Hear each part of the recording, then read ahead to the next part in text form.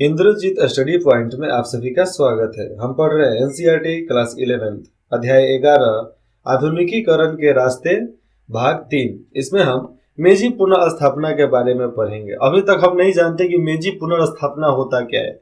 तो आप समझ लो कि मेजी एक समुदाय था, जाति नहीं बोलेंगे क्योंकि आज तक जाति बना ही नहीं, केवल समुदाय बना, संगठन बना, एक गुट बना, जाति नहीं बना। जाति शब्द पता नहीं कहां से लाकर कहां थोप दिया गया।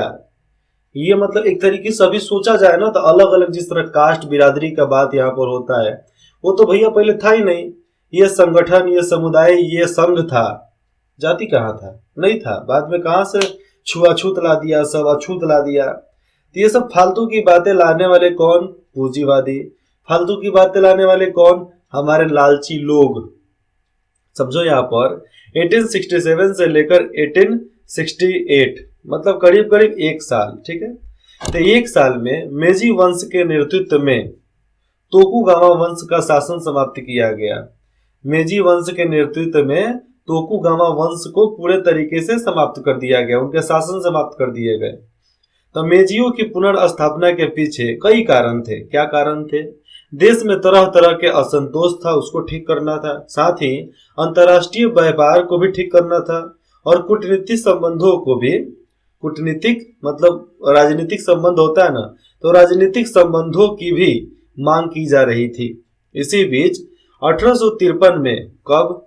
1853 में अमेरिका ने कोमोडोर मैथ्यू पेरी, नाम समझना यहाँ पे कि अमेरिका ने कोमोडोर मैथ्यू पेरी 1794 से लेकर 1858 शायद इनका जीवन काल था, तो उनको जापानी सरकार के एक ऐसे समझौते पर हस्ताक्षर करने की मांग के साथ भेजा। मतलब एक ऐसा इन लोगों का समझौता था जिस पर हस्ताक्षर करवाना था, उनके साथ भेजा, जिसमें जापान ने अमेरिका के साथ राजनीतिक, यहाँ पर राजनयिक है, ठीक है, तो राजनयिक और व्यापारिक संबंध बनाए। एक समझौता हुआ जिसके वजह से राजनयिक और व्यापारिक संबंध जापान के साथ बन गया अमेरिका का, ठीक है। जापान ने अगले साल ऐसे समझौते पर हस्ताक्षर किए। कब? अगले साल। जापान चीन के रास्ते में था। कहाँ था? जापान क्या था? चीन के रास्ते में था। लेकिन चीन से आप अमेरिका जाओगे तो आप डायरेक्ट जा सकते हो। बात है कि आप डायरेक्ट जा सकते हो, रास्ते में था लेकिन आप डायरेक्ट जा भी सकते हो। जापान ने अगले साल एक समझौते पर हस्ताक्षर तो कर ही दिया था, सिग्नेचर कर दिया, मतलब एक समझौता कर लिया और रास्ते में भी था। अमेरिका चीन में एक बड़ा बाजार देखता था। अमेरिका को पता था कि चीन में बहुत बड़ा बाजार है। ऐसे हिंदुस्तान को भी ट्रिगर किया गया था, लेकिन हिंदुस्तान पर लोग उतना भाव नहीं देते थे उस समय। लेकिन जिनको लालच था कि यहाँ पर सोना चांदी पूरा भरपूर है, वही आकर हमारे देश को लूट कर लेके चले गए। लेकिन यहाँ पर 1857 की बात हो रही है, 1858 की बात हो रही है। उस समय ईस्ट इंडिया कंपनी पूरे तरीके से भारत पर काबू कर चुकी थी। इसीलिए अमेरिका मतलब भारत में अपना व्यापार स्थगित करना नहीं चाहता था, क्योंकि उसको पता था कि भैया ये तो अपने लोग हैं, तो हमको क्या लेने देने का। एक बड़ा बाजार चीन सामने दिख रहा है तो चीन में अपना पूरा फैलाओ। तो इसके अलावा अमेरिका को प्रशांत महासागर में अपने बेरों के लिए ईंधन लेने की जगह चाहिए थी कि कहां से हम ईंधन ले अपने नाव के लिए, अपने क्या बोलते हैं उनके सबमरीन तो उस समय था नहीं, पनडुब्बी तो था नहीं, लेकिन पानी वाले जहाज थे, तो उसके लिए इन लोगों को तेल चाहिए था। इसके लिए ये लोग बहुत कोशिश किए कि भैया कहीं से तो मिले। उस समय केवल एक ही पश्चिमी देश जापान के साथ व्यापार करता था, वह था हॉलैंड। एक ही पश्चिमी देश था जिसका नाम था हॉलैंड, वही एक जापान के साथ व्यापार करता था। लेकिन जापान के साथ हॉलैंड के अलावा कोई भी नहीं क्या करता था, कोई भी व्यापार नहीं करता था। समझ रहे हो ना यहाँ पे कि उस समय सबसे पहले जापान से व्यापार करता कौन था? हॉलैंड। हॉलैंड के पहले कोई नहीं था और बाद में धीरे धीरे हॉलैंड के बाद भी सब कोई आया। ऐसा नहीं कि एक है मैदान में तो अगला नहीं आएगा, आएगा, थोड़ा समय लगता है। पेरी के आगमन ने जापानी राजनीति पर महत्वपूर्ण असर डाला। पेरी के आगमन ने, जब पेरी आया तो जापानी राजनीतिक पर बहुत बढ़िया से महत्वपूर्ण असर डाल दिया। भैया कोई ऐसी पार्टी सरकार आ जाए जिसमें हर लोग समझदार हो, तो वहां के जो स्थानीय लोग हैं उन लोगों को तो खलबली मच जाएगी। सम्राट की अचानक अहमियत बढ़ गई। जो सम्राट था वहां पे, उनकी अहमियत बढ़ गई, तुरंत अहमियत बढ़ गई। क्यों? जिससे तब तक बहुत कम राजनीतिक सत्ता मिली हुई थी। उस समय उनको बहुत कम राजनीतिक सत्ता उनके पास थी। 1868 में एक आंदोलन द्वारा सोगु को जबरदस्ती सत्ता से हटा दिया गया। उस समय जो आंदोलन हुआ, कब? यहाँ पर फिर से पढ़ो, 1868 में। तो उस समय आंदोलन के द्वारा सोगु को वहां से हटा दिया गया। किसको? सोगुन को पूरे तरीके से वहां से हटा दिया गया और सम्राट मेजी को एदो ले आया गया। एदो मतलब जापान का राजधानी, जिसको आज टोक्यो बोलते हैं। तो टोक्यो में उसको लेकर आया गया। पहले उसका नाम एदो था। तो एदो को राजधानी बना दिया गया। क्या बना दिया गया? राजधानी बना दिया गया। और इसका नया नामकरण हुआ टोक्यो, जिसका मतलब है पूर्वी राजधानी। टोक्यो का मतलब होता था पूर्वी राजधानी, याद रहेगा ना। अब आगे यहीं पर देखते हैं। ये सामने आपको जहाज दिख रहा है ना, तो जहाज में देखो एक छोटा छोटा छेद है। आपको वहां से लाइट निकलते दिख रहा है, लेकिन वो लाइट निकलता नहीं है, वो तोप है। क्या है? तोप का आगे वाला मुंह है। ऐसा बनाया जाता था कि तोप का मारेंगे गोला, बस सामने वाले जहाज का चित्रा निकाल देंगे। तो इस प्रकार से वो बनाया करते थे जापानी, जिन्हें काले जहाज, यहाँ पर सामने तस्वीर में देख सकते हो काला काला जहाज है, लेकिन इसके सामने से जो पाइप जैसा सामने निकला है वो तोप का मुंह है। तो इसको टॉर्च वाला नहीं समझ लेना चाहिए, ये मुंह है किस चीज का? तोप वाला। हाँ, इसमें कहीं कहीं टॉर्च भी लगा दिए जाते थे। और टॉर्च भी कैसा कि एक तरफ दिया जलाया जाएगा किरोसिन तेल के माध्यम से, चाहे कोई भी फिटकिरी वगैरह के माध्यम से, और सामने एक लेंस रख दिए जाते थे। उसी लेंस की वजह से पूरा लाइट जाता था सामने तक, देखने में आसानी हो जाता था। ठीक है। तो पेरी का जहाज लकड़ी के ब्लॉक का एक जापानी छाया है।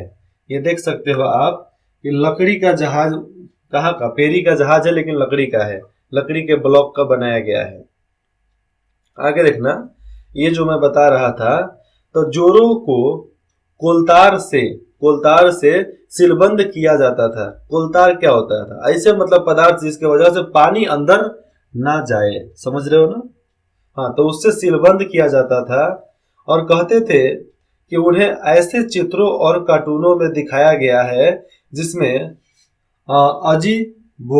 अजीबो गरीब विदेशियों और उनकी आदतों को दर्शाया गया है। मतलब अजीबो गरीब, अच्छा मतलब एक तरीके से समझो तो लोग कल्पना भी नहीं कर सकते, वैसे उन लोगों को दर्शाया गया है। समझ रहे हो ना। ये और ये मैं दूसरा नहीं बोल रहा हूँ, एज ए एग्जाम्पल है ये, एक तरीके से समझा जाए तो ये चित्र जो है जापान के खुलने के शक्तिशाली प्रतीक बन गए। आज के विद्वान बोलते हैं या तर्क देते हैं कि जापान तो कभी बंद ही नहीं हुआ था, चूंकि इसकी पूर्वी एशिया के व्यापार में भूमिका थी और इसके लोग हॉलैंड और चीनी निवासियों के जरिए बाहरी दुनिया के बारे में जानते थे। तो जो हॉलैंड के लोग जाते थे, चीनी लोग जाते थे, तो उनके वजह से ये लोग बाहरी दुनिया के बारे में जान लेते थे। तो कोई भी रास्ता हो, लेकिन लोग तो विश्व का खबर तो रखता है ना जी। हाँ, तो रास्ता कोई भी हो, लोग खबर रखते हैं। आगे देखते हैं। अधिकारीगण और लोग, अधिकारीगण मतलब जो भी वहां का अधिकारी हो, और लोग यह जानते थे कि कुछ यूरोपीय देश भारत व अन्य जगहों पर औपनिवेशिक साम्राज्य बना रहे हैं। समझो यहाँ पर कि कुछ यूरोपीय देश जो है भारत और उधर के ही इर्द गिर्द जगह पे औपनिवेशिक साम्राज्य बना रहे हैं। सब जानते थे, ऐसा नहीं कि नहीं जानते थे, लोग भी जानते थे। और बिस्तानिया के हाथों चीन की हार, और बिस्तानिया ने चीन को हरा दिया। देखिए पृष्ठ 244 पे। ठीक है। तो इसकी खबरें फैल रही थी और इन्हें लोकप्रिय नाटकों में दर्शाया भी जा रहा था। ऐसा नहीं कि ये सब खबर मिले तो लोग छोड़ देंगे, नाटक बना देते थे।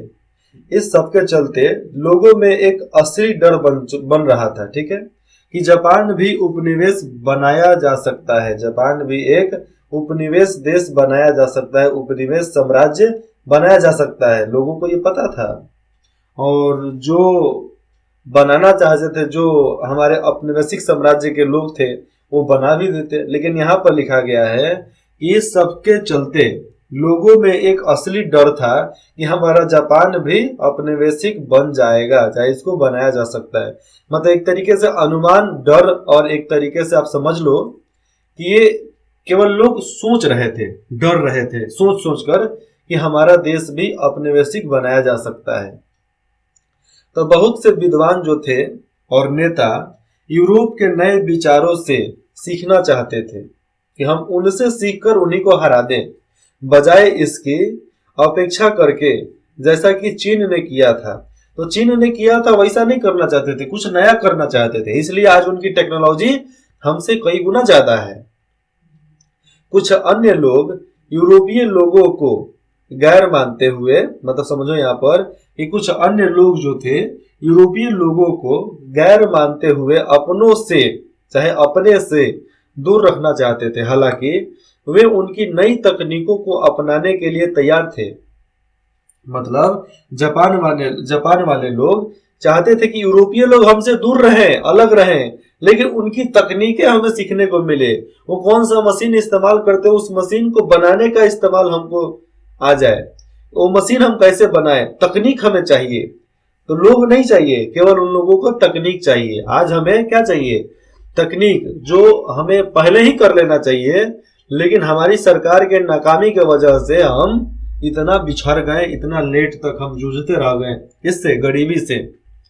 कुछ ने देश को बाहरी दुनिया के लिए धीरे धीरे सीमित तरह से खोलने के लिए तर्क दिया कि भैया देश को धीरे धीरे अब माध्यम से खोलो कि बाहर के कंपनी भी यहाँ पर आकर निवेश कर सके। इसीलिए 1994 के कड़ी में जब बीजेपी गवर्नमेंट आई तो उस समय एफडीआई को चालू कर दिया गया, मतलब फॉरेन डायरेक्ट इन्वेस्टमेंट। कहाँ पे, भारत में, कि बाहर के कंपनियां भी आकर अपने देश में अब कारोबार कर सकती है। तो जैसे बाहर के देशों के लिए हमारा देश खुल गया तो यहाँ की जो कंपनियां थी धीरे धीरे बंद होने लगी, क्योंकि वो बहुत ज्यादा निवेश करते थे, बहुत ज्यादा माल बनाते थे, बहुत ज्यादा माल बेचते थे। और हमारी कंपनियां छोटा छोटा थी, कम बनाती थी, कम बेचती थी। लेकिन धीरे धीरे कंपटीशन हुआ, फंडिंग हुआ, कितने लोग जुड़े, इधर से उधर से लोग जुड़ते गए, कंपनी बड़ा होते गया। आज बराबर का टक्कर मिलता है हर कंपनी को एक दूसरे से। टाटा ग्रुप जो डूबने वाला था वो आज सबसे आगे निकलकर साबित हुआ कि सबसे आगे निकलकर हम दिखा सकते हैं।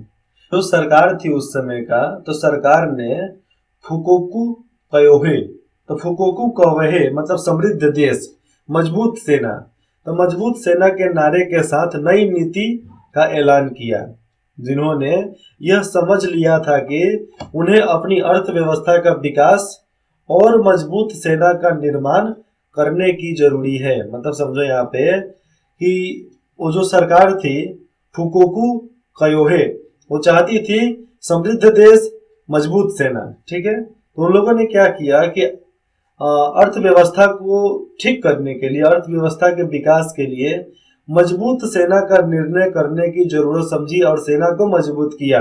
अन्यथा उन्हें भी भारत की तरह पराधीनता का सामना करना पड़ सकता है। मतलब भारत के जैसा अपने ही पड़ोसी देशों से, अपने ही छोटे मोटे बच्चे देशों से हारना पड़ेगा। जैसे में भारत पाकिस्तान से तो जीत जाता था लेकिन चाइना से हार गया।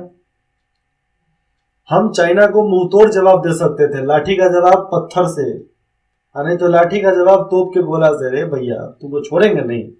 लेकिन बात यहाँ पर ये आ जाती थी कि उस समय हम लोगों के बीच में उतनी ज्यादा पागलपन तो थी, बहुत ज्यादा पागलपन था, लेकिन उतना ज्यादा हमारे अंदर, मतलब एक तरीके से होता है ना कि वेपन्स, हथियार हो, हमारे पास हथियार हो, हमारे अंदर ना हथियार होते हुए भी हम मार गिराए, ऐसा जुनून नहीं था।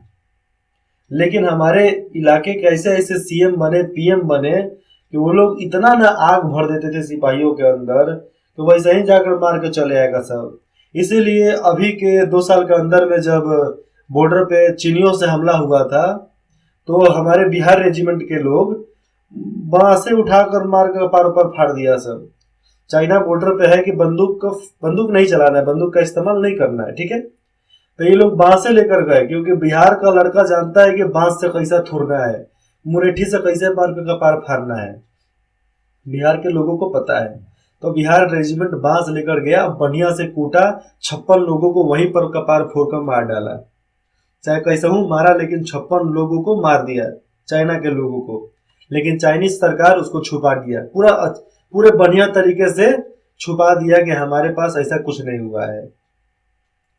आगे देखिए यहाँ पर कि जिस तरह भारत को हार महसूस करना पड़ता था, हारना मतलब एक तरीके से मान सकते हो कि हार का सामना करना पड़ता था, इस कार्य को ना करना पड़े, इसलिए इस कार्य के लिए उन्हें जनता के बीच राष्ट्र की भावना का निर्माण, की जनता के बीच राष्ट्र की भावना निर्माण हो जाए, ठीक है। और प्रजा को नागरिक की श्रेणी में बदलने, जो भी प्रजा है उसको इस राज्य की, इस देश की नागरिकता दो। अब ये जरूरत उन लोगों को समझ में आ गई थी, इसलिए राष्ट्र की भावना उनके अंदर कूट कूट कर भर दिया गया। उसके बाद से हर किसी को नागरिकता का अधिकार दे दिया गया कि दिक्कत ना हो। ये चीज, दो चीज को फोकस करके सामने बढ़े। इसके साथ ही नई सरकार ने सम्राट व्यवस्था के पुनर्निर्माण का काम शुरू किया। जो भी उनका सम्राट व्यवस्था था उसका फिर से उसको शुरुआत किया और काम को पूरा किया। सम्राट व्यवस्था से जापानी विद्वानों का अभिप्राय है कि ऐसी व्यवस्था जिसमें सम्राट, नौकरशाही और सेना इकट्ठे सत्ता चलाते थे। मतलब सरकार, सम्राट, नौकरशाही मतलब जो भी काम करता था पैसा लेता था, मतलब नौकरी पेशा आदमी, और सेना इकट्ठा शासन चला सकते थे। और नौकरशाही और सेना सम्राट के प्रति उदारवादी होते थे। उदारवादी मतलब क्या, यहाँ पर उत्तरदायी है, उत्तरदायी होते थे। मतलब सेना हो चाहे वहां के नौकरशाही, ये सम्राट को हर किए धरे का जवाब देंगे, जो करेंगे जवाब देंगे। सम्राट जो चाहेंगे इनसे करवा सकते हैं, ऐसी व्यवस्था। सीधा सीधा समझो कि राजतंत्र, ठीक है। राजतांत्रिक व्यवस्था के नमूनों को समझाने के लिए कुछ अधिकारियों को यूरोप भेजा गया। ये सीधा आप समझ सकते हो कि राजतंत्र चालू हो गया था। और इस चीज को समझने के लिए कुछ अधिकारियों को यूरोप भेजा गया कि बेटा तुम जाओ वहां से कुछ समझ के आओ, पढ़ लिख कर आओ। तो सम्राट को सीधे सीधे सूर्य देवी का वंशज माना गया। जो भी सम्राट था उसको सूर्य देवी का वंशज माना गया, मतलब ऐसा माना गया कि देवताओं के बेटे हैं वो। लेकिन साथ ही उसे पश्चिमीकरण का नेता भी बनाया गया। अब क्या है क्या नहीं है, लेकिन ऐसा जापान के लोग बोलते थे कि हमारी धरती को देवताओं ने बनाया।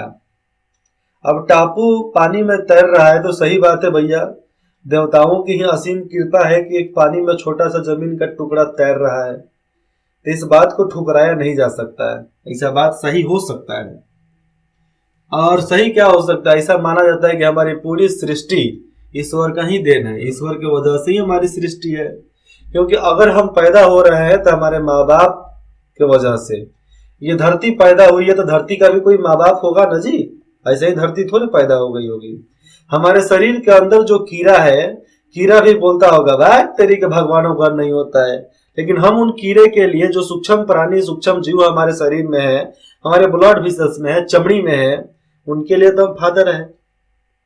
तो बात यही आ जाती है, वो भी समझते होंगे कि भाई कोई कुछ नहीं करता होगा, कोई समझता होगा कि नहीं हमारा शरीर, हम जिस शरीर के अंदर है वो भी एक सृष्टि है, एक देवता है। तो इस तरह मानते थे वो भी, जो पृथ्वी पर जन्मे हैं वो भी मानते हैं। अब जो धरती होगा, तो धरती कहाँ पर है, गैलेक्सी में है। तो गैलेक्सी में जितने भी यहाँ पर क्या है, ग्रह हैं, तो ग्रह भी को पता होगा कि हमारा पूर्वज कौन है, हमारा हमको बनाने वाला कौन है। इन सभी ग्रहों को पता है। इन सभी ग्रहों का एक कोई ना कोई तो देवी देवता का है, चाहे कुछ भी जिस तरह हमें पुराण वगैरह में दिखाया जाता है उस तरह होगा ही, नहीं होने का सवाल ही नहीं उठता है। तो सम्राट को सीधे सीधे सूर्य देवी का वंशज माना गया, लेकिन साथ ही उसे पश्चिमीकरण का नेता भी बनाया गया कि भैया बन जाओ तुम। सम्राट का जन्मदिन राष्ट्रीय छुट्टी का दिन बना दिया गया। वह पश्चिमी अंदाज के सैनिक कपड़े, पश्चिम में जिस तरह सैनिक कपड़े पहने जाते हैं, तो सैनिक कपड़े पहनने लगा। जिस तरह सैनिक लोग कपड़ा पहनते थे वैसा ही कपड़ा वह पहनने लगा था। और उसके नाम से आधुनिक संस्थाएं स्थापित कराने का चाहे स्थापित करने के अधिनियम जारी किए गए कि नए नए कंपनी लगाए जाएं। 1890 की शिक्षा संबंधित राज आज्ञा ने शिक्षा कैसी होनी चाहिए कैसी नहीं होनी चाहिए इसके लिए राजाज्ञा ने लोगों को पढ़ने, जनता के सार्वजनिक एवं साझे हितों को बढ़ावा देने के लिए प्रेरित किया कि जनता के अंदर जागरूकता भरो, जनता के अंदर समझदारी भरो, जनता को शिक्षित होना चाहिए। अब ये मानकर ये लोग आगे चलते थे। आज एक जापान में जितना लोग किताब पढ़ता है ना, उतना तो हिंदुस्तान छोड़ो ना, विश्व में कहीं कोई नहीं पढ़ता होगा। जापान हमेशा वो किताब में डूबले रहेंगे। किताब नहीं होगा तो उनके पास टैब है, टैब में किताब पढ़ेंगे, ई बुक पढ़ेंगे, लेकिन पढ़ेंगे, बिना पढ़ ले उनको नींद नहीं लगने वाला है। उनको बोलते हैं रीडोफोबिया, जो आजकल हमें भी हो गया है। जब तक नहीं पढ़े ना एक दो पन्ना, हमको नींद नहीं लगने वाला है। 1870 के दशक से नई विद्यालय व्यवस्था का निर्माण शुरू हो चुका था। ठीक है, लड़के और लड़कियों के लिए स्कूल जाना अनिवार्य हो गया था कि भैया तुम स्कूल तो जाओगे ही। और 1910 तक तकरीबन ऐसी स्थिति आ गई थी कि स्कूल जाने से कोई वंचित नहीं था, हर कोई स्कूल जाने लगा था। पढ़ाई की फीस बहुत कम थी।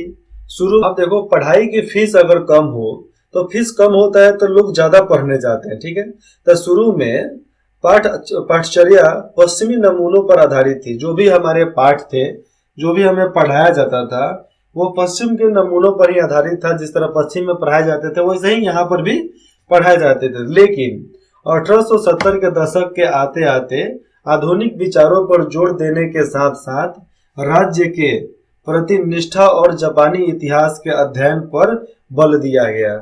जापान के इतिहास और जापानी अध्ययन पर बहुत बढ़िया से बल दिया गया। इतिहास के अध्ययन पर, वहाँ के राज्य के प्रति निष्ठा, ये दो चीजों पर बहुत ज्यादा बल दिया गया। इसीलिए राष्ट्रभक्ति जगी उनके अंदर में, राज्य भक्ति जगी। उसके बाद से अपने इतिहास से उन लोगों ने सीखा और सीख कर ही जिंदगी में इतना आगे बढ़ा।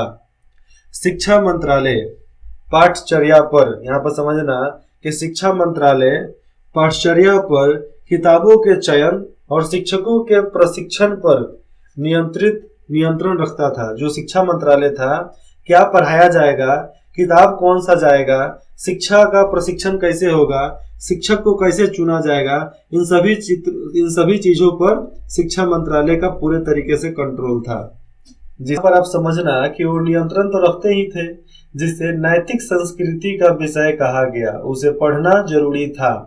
और किताबों में माता पिता के प्रति आदर, राष्ट्र के प्रति वफादारी और अच्छे नागरिक बनने की प्रेरणा दी जाती थी।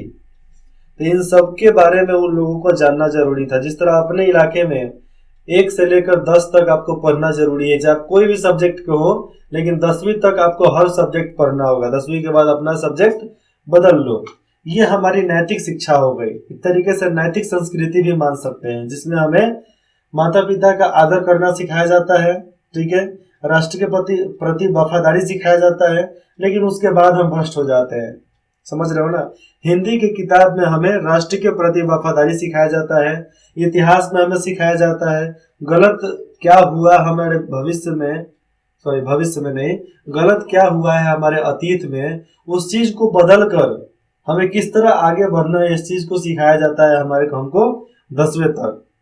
तो ये सब हमारे तरफ भी है, लेकिन बच्चों को ठीक तरीके से समझाया नहीं जाता है, इसलिए गड़बड़ हो जाती है। तो अच्छे नागरिक बनने की प्रेरणा दी जाती थी। तो हर कोई अच्छा नागरिक बनता था, हर कोई अच्छा करता था। लोगों को अच्छा करने के लिए वो सोचते थे कि भैया कैसे हम इनके लिए भलाई कर सके। एक जापान का आदमी आया भारत में, ठीक है, तो भारत वाले को 1 रुपया दिया। ठीक है, 1 रुपया नहीं 100 रुपया दिया था। भारत वाले ने, मतलब भारत के जो भी था वो फिर लौटाने के लिए नहीं गया। तो एक दिन जापान वाले को 100 रुपये की जरूरत थी, तो एक भारत वाले ने दिया। भारतवासी उसको 100 रुपया दिया कि भैया तेरे को जो काम है कर लो। लेकिन संयोग बस ऐसा हुआ कि वो फिर दोबारा मिल नहीं पाए। तो एक दिन एक जापानी जा रहा था, वहीं पर एक भारतीय था, तो बोला कि एक जापानी आकर मेरा 100 रुपया लेकर चला गया। उस जापानी को लगा बड़ा खराब, तो तुरंत पॉकेट से 100 रुपया निकाला, उसको दिया। चल भाई, हमारे देश का लोग ले गए थे, इसलिए हम उसी देश के नागरिक हैं, आपको दे रहे हैं, आज के बाद मत कहना कि एक जापानी आपको पैसा देकर आपका पैसा लेकर चला गया है। तो इसी प्रकार के एग्जाम्पल हमको बताए जाते थे। ऐसा नहीं है कि हम अपने मन से बता रहे हैं, हम भी सुने हैं किसी के मुंह से। ऐसे सुनी सुनाई बातों को नहीं बोला जाता है, लेकिन ये बात जिसने भी बताया उसने बताया कि ये बात सही है। ऐसे आजकल रील्स में भी बहुत देखने को मिलता है, चाहे आप यूट्यूब पे जाओ, इंस्टाग्राम पे जाओ, बहुत सारा देखने को मिल जाता है। तो राष्ट्र की प्रति वफादारी जरूरी है। राष्ट्र को इज्जत करो, राष्ट्र के लिए मर मिटो, राष्ट्र के लिए अपनी शिक्षा को समर्पित करो, नागरिक अच्छा बनो। नागरिक अच्छा बनने के लिए आपको इंसान अच्छा बनना पड़ेगा, और इंसान अच्छा बनने के लिए आपको बहुत मेहनत करना पड़ेगा, बहुत पापड़ बेलना पड़ेगा। ये बगल में जो लैंग्वेज लिखा गया है लाल बुल्लू से, ये आपको जापानी लैंग्वेज है। आपको आता होगा तो पढ़ कर समझ लो, और नहीं आता होगा तो शांति से आगे बढ़ते जाओ। जापानी भाषा एक साथ 3 लिपियों का प्रयोग करती है। इसमें से एक है कांजी। जापानियों ने चीनियों से 6वीं शताब्दी में ले ली थी कांजी भाषा को, ठीक है। चूंकि इसका भाषा चीनी भाषा से बहुत अलग है, क्योंकि 2 ध्यानात्मक वर्णमालाओं का विकास भी किया। जापान वालों ने 2 वर्णमालाओं का विकास किया, जिसका नाम था हिरागाना और काताकाना। तो हिरागाना नारी सुलभ समझी जाती थी, नारियों के लिए आसान था, मतलब लड़कियों औरतों के लिए आसान था। क्योंकि हेयान काल में जब चीनियों का कब्जा था वहां पे, तो उस समय बहुत सी लेखिकाएं औरतें इसका इस्तेमाल करती थी, जैसे कि मुरासाकी। यह चीनी चित्रात्मक चिन्हों और ध्यानात्मक अक्षरों हिरागाना अथवा काताकाना को मिलाकर लिखी गई थी मुरासाकी। तो मुरासाकी कैसे लिखी गई थी? हिरागाना और काताकाना को मिला जुला कर, ठीक है, समझ में आया। और शब्द का प्रमुख भाग जो है कांजी के चिन्ह से लिखा जाता है, और बाकी का हिरागाना में लिखा जाता है। पहला कांजी चिन्ह से शुरुआत होता है, और बाद में बाकी का हिरागाना लिपि में लिखा जाता है। ध्यानात्मक अक्षरमाला की मौजूदगी के चलते ज्ञान कुलीन वर्ग से व्यापक समाज में काफी तेजी से फैल सका, और 1880 के दशक में यह सुझाव दिया गया कि जापानी या तो पूरे तरीके से ध्यानात्मक लिपि का विकास करे, या कोई यूरोपीय भाषा अपना ले। अपनी भाषा का ठीक तरीके से शुरुआत कर ले, और नहीं तो यूरोपीय भाषा को अपना ले, किसी भी भाषा को अपना ले। दोनों में से कुछ भी नहीं किया गया, दोनों को छोड़ दिया गया, ना ही कांजी ना ही यूरोपीय भाषा। ये लोग नया लिपि चालू कर दिए, मुराकासी लिपि का शुरुआत कर दिए, हिरागाना लिपि का शुरुआत किए, काताकाना भाषा का शुरुआत किए, काताकाना लिपि का शुरुआत कर दिए। हम कॉपी क्यों करें? हमारे पास नया जब है तो उसका इस्तेमाल करेंगे। राष्ट्र के एकीकरण के लिए मेजी सरकार ने पुरानी गांवों और क्षेत्रीय सीमाओं को बदलकर नए प्रशासनिक ढांचा तैयार किया। पुराने गांव को, पुराने क्षेत्र को बदलकर एक नया सीमा तय किया।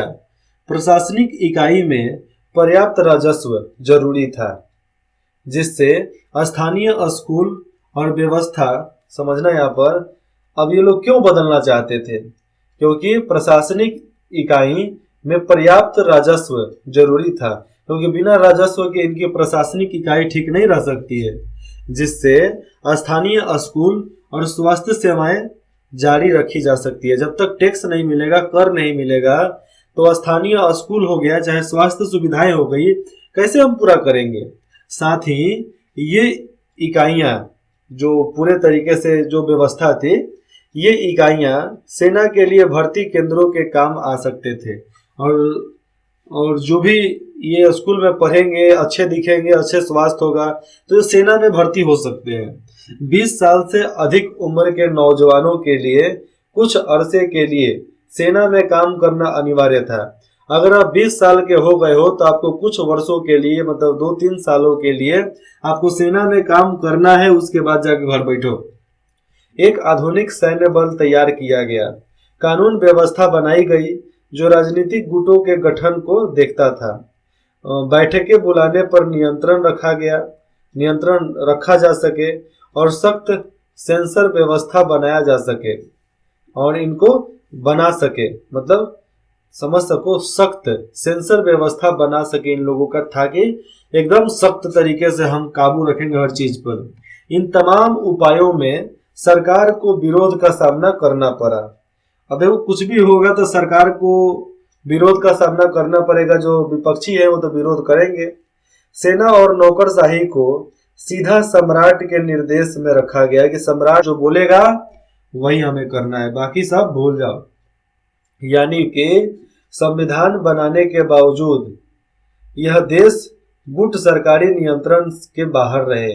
सरकार बन गए थे, लेकिन फिर भी ये सरकारी नियंत्रणों से बाहर रखे जाते थे इसको, और सम्राट के वजह से चलता था।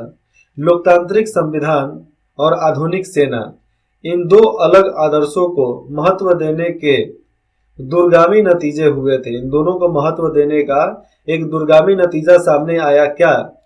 सेना ने और इलाके जीतने के मकसद से, सेना ने और इलाके मतलब बहुत ज्यादा इलाके जीतने के मकसद से मजबूत विदेश नीति के लिए बदलाव डाला, और इस वजह से चीन और रूस के साथ जंग हुई। और यही सब कारण था सेना का मतलब जबरन किसी देश में घुसने का कारण ही रूस और चीन के साथ इन लोगों का जंग चालू हो गया। दोनों में ही जापान विजयी रहा। अरे चीन में भी जीत गया और रूस में भी जीत गया। अधिक जनवादी, समझो यहाँ पर कि अधिक जनवाद की लोकप्रिय मांग, मतलब अधिक लोगों की लोकप्रिय मांग अक्सर सरकार की इन आक्रामक नीतियों के विरुद्ध में जाती थी। वो नहीं चाहते थे कि झगड़ा हो, नहीं चाहते थे लड़ाई हो, शांति से जीना चाहते थे। जापान आर्थिक रूप से विकास करता गया, धीरे धीरे वो विकास करता गया, और उसने अपना एक औपनिवेशिक साम्राज्य कायम किया, बहुत बड़ा साम्राज्य बनाया, और अपने देश में उसने लोकतंत्र के प्रसार को कुचला। अपने देश में जो लोकतंत्र का प्रसार प्रचार होता था उस चीज को कुचल दिया, दबा दिया, और साथ ही उपनिवेशीकृत लोगों के साथ टकराव का रिश्ता कायम रखा। जो जितने भी उपनिवेशीकृत लोग थे, जो व्यापारिक लोग थे, उनके साथ टकराव का रिश्ता, दुश्मनी का रिश्ता एकदम कायम रखा, और उसी पर डटा रहा। आजा देख लेंगे तेरे को, ऐसे बोलकर हमेशा टिका रहता था। अगले भाग में हम पढ़ेंगे अर्थव्यवस्था का आधुनिकीकरण। हाँ, वहां के इलाके में अर्थव्यवस्था को किस तरीके से फिर से शुरुआत किया गया, उसका आधुनिकीकरण कैसे हुआ, समझ रहे हो ना। तो इसको हम अगले भाग में ले चलेंगे, पढ़ेंगे उसमें। आपको कुछ भी डाउट हो आप कमेंट करो, जो भी बताना चाहते हो कमेंट करो। आपको जो भी सलाह देना है उसके लिए भी आप बेझिझक कमेंट कर सकते हो। इंद्रजीत स्टडी पॉइंट में जुड़ने के लिए आप सभी का बहुत बहुत धन्यवाद।